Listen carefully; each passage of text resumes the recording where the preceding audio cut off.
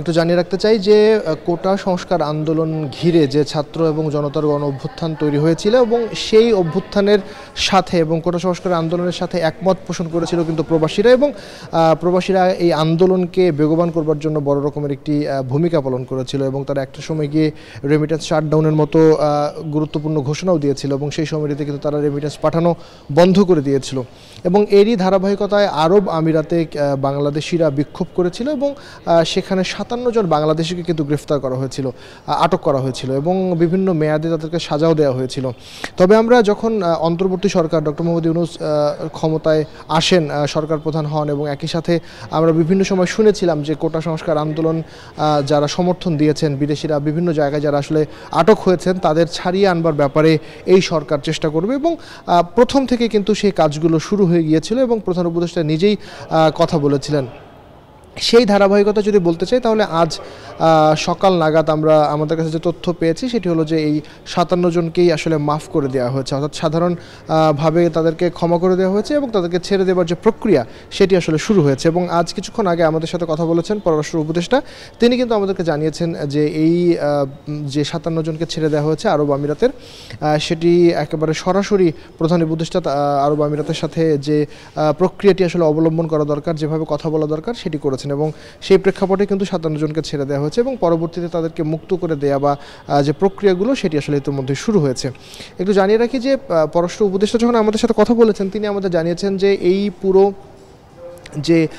তাদেরকে ছেড়ে দেবার ব্যাপারটি সেটি একেবারে এই সরকারের কূটনৈতিক পর্যায়ের সফলতা হিসেবে তিনি আখ্যায়িত করেছেন। তিনি বলেছেন যে একেবারে পুরোপুরি সরকারের কূটনৈতিক সফলতা এটি এবং এর প্রেক্ষিতে পরবর্তীতে প্রবাসীদের বিভিন্ন রকমের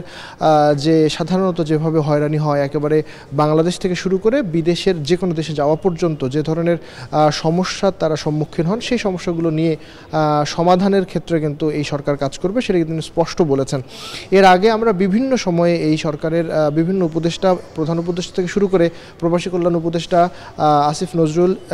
থেকে শুরু করে আমরা পররাষ্ট্র উপদেষ্টার কাছেও কিন্তু শুনেছি যে প্রবাসীদের কল্যাণে এই সরকার কাজ করবে এবং বিভিন্ন রকমের প্রতিশ্রুতির আমরা শুনেছিলাম এবং সেই ধারাবাহিকতায় কিন্তু এই প্রথম সফলতা এটি যে 57 জনকেই ছাড়া হয়েছে এবং একই সাথে পররাষ্ট্র উপদেষ্টা বলেছেন যে প্রবাসীদের যাত্রার জন্য ঢাকা থেকে একেবারে বাংলাদেশ থেকে যে দুর্ভোগগুলো হতো সেগুলো তারা নিরসনে এই সরকার কাজ করবে এবং পরবর্তীতে যখন সেই দেশে যাবেন, অর্থাৎ যদি কেউ সৌদি আরবে যান অথবা কাতার কিংবা কুয়েতে যেখানে তিনি যান না কেন, সেই দেশের যে নিয়ম নীতি এবং সেখানকার যে সহযোগিতা করা দরকার সেই রাষ্ট্রদূত বা সেই অ্যাম্বাসির মাধ্যমে সেটি কিন্তু এই সরকার আসলে পুনরায় এবং পুরোপুরিভাবে যেন চালু রাখতে পারে সেই ব্যাপারে আসলে তিনি জোর দিয়েছেন। এর বাইরে পররাষ্ট্র উপদেষ্টা আরেকটি কথা বলেছেন, সেটি হচ্ছে যে এই মাসের অর্থাৎ সেপ্টেম্বর মাস চলছে, এর মাঝামাঝি সময় কিন্তু ডোনাল্ড লু এর নেতৃত্বে একটি প্রতিনিধি দল বাংলাদেশ সফরে আসছেন এবং খুবই গুরুত্বপূর্ণ একটি সফর, কারণ অন্তর্বর্তী সরকারের এই শাসনভার গ্রহণ করবার পরে প্রথম মার্কিন যুক্তরাষ্ট্রের কোনো প্রতিনিধি দল বা উচ্চ পর্যায়ের প্রতিনিধি দলের এটি প্রথম সফর হতে যাচ্ছে। এটি সেপ্টেম্বরের মাঝামাঝিতে হওয়ার কথা রয়েছে। তার সাথে আরও কয়েকজন প্রতিনিধি এখানে আসবেন এবং এই পরিবর্তিত যে পট পরিবর্তন বা পরিবর্তিত প্রেক্ষাপটে বাংলাদেশের সাথে মার্কিন যুক্তরাষ্ট্রের সম্পর্কের যে জায়গাগুলো সেই জায়গাগুলো নিয়ে আসলে কাজ করবেন বা কথা বলার সম্ভাবনা রয়েছে। যদিও আমাদের তরফ থেকে জিজ্ঞেস করা হয়েছিল যে র্যাবের স্যাংশন বা র্যাবের উপর যে নিষেধাজ্ঞা রয়েছে সেটি নিয়ে কোনো আলাপ হবে কিনা, সেই ব্যাপারে তিনি খোলামেলা কিছু বলেননি, তবে তিনি জানিয়েছেন যে দুই দেশের স্বার্থ সংশ্লিষ্ট যে বিষয়গুলো রয়েছে সেই বিষয়গুলো নিয়ে সেখানে কথা হবার সম্ভাবনা রয়েছে এবং যদিও এখনও পর্যন্ত সফরটি সময় আছে সেহেতু এখনো পর্যন্ত এজেন্ডাগুলো ঠিক করা হয়নি, তবে আমরা যতটুকু জানতে পেরেছি যে এই সফরে ডোনাল্ড লু সাক্ষাৎ করবেন প্রধান উপদেষ্টার সাথে, অর্থ উপদেষ্টার সাথে এবং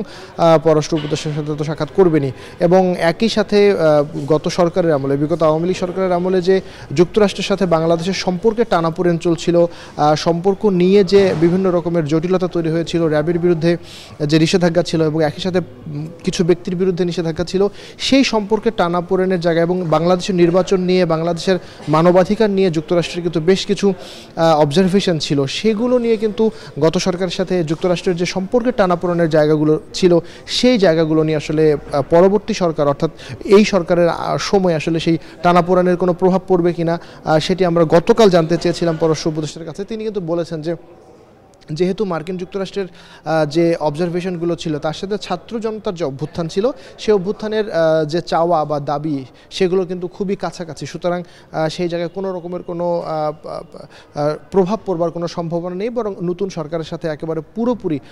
নতুন করেই কিন্তু এই যাত্রাটি শুরু হবে এবং সম্পর্কের যে দ্বিপাক্ষিক সম্পর্কের যে বিষয়গুলো রয়েছে মার্কিন যুক্তরাষ্ট্রের সাথে যে বিষয়গুলো নিয়ে বাংলাদেশ ইতিপূর্বে কাজ করেছে, নতুন নতুন বিষয় আসলে কাজ করবার যে সুযোগ বাংলাদেশের সাথে রয়েছে এবং সম্পর্ক উন্নয়ন থেকে শুরু করে বাকি যে বিষয়গুলো রয়েছে সেই বিষয়গুলো নিয়ে আসলে কাজ করবার মানে আলাপ হবার যে সম্ভাবনা সেটি কিন্তু রয়েছে। এবং আর একটি বিষয় একটু জানিয়ে রাখতে চাই, সেটি হলো যে মানে জো বাইডেনের যে সময়ে শাসন আমলে আমরা যদি বলি যে 16 বছরে বাংলাদেশের যে স্বৈরতান্ত্রিক স্বৈর শাসনের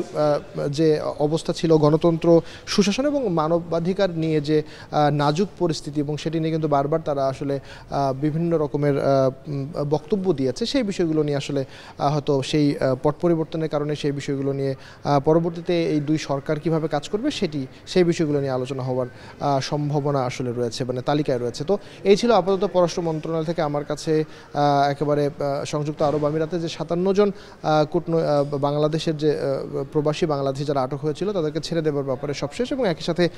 এই মাসের মাঝামাঝি সময় যে ডোনাল্ড ট্রাম্প বাংলাদেশ সফর করবেন সেটির সবশেষ খবর।